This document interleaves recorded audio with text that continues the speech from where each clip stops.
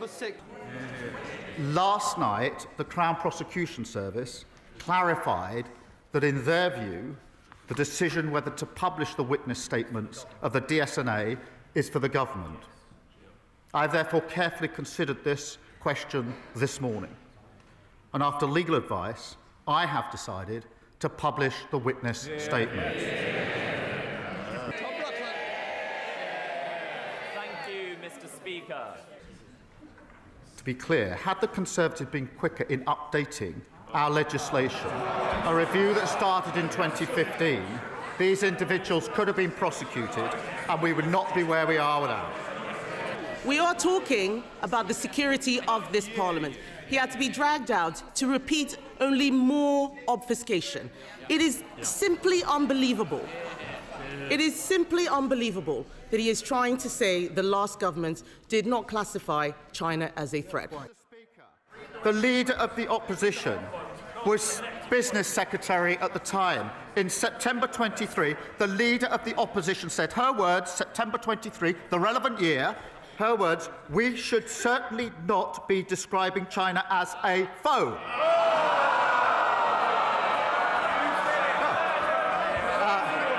It's worth looking up the word foe in the dictionary, Mr. Speaker. She went, Mr. Speaker, it doesn't end there, Mr. Speaker. In September 2024, the Leader of the Opposition said this, I quote, "I have shied away from calling China a threat." She is playing politics with national security. The Prime Minister can read the beginning of a quote. Let me finish that quote. At the end of that quote that he just read out, I did describe China as a threat. But this whataboutery that he is doing neglects the fact that those spies were charged under a Conservative government. They were let off under Labour. Cooper, Deputy Leader of the Liberal Democrats. Thank you.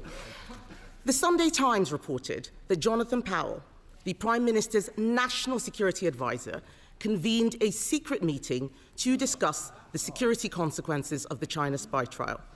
Did the meeting happen, or is the Sunday Times making it up? The problem for her is I do actually understand the law. I know what's got to be proven. I've also looked at the evidence. Which was put in under the last government in relation to this case. There was a meeting in September.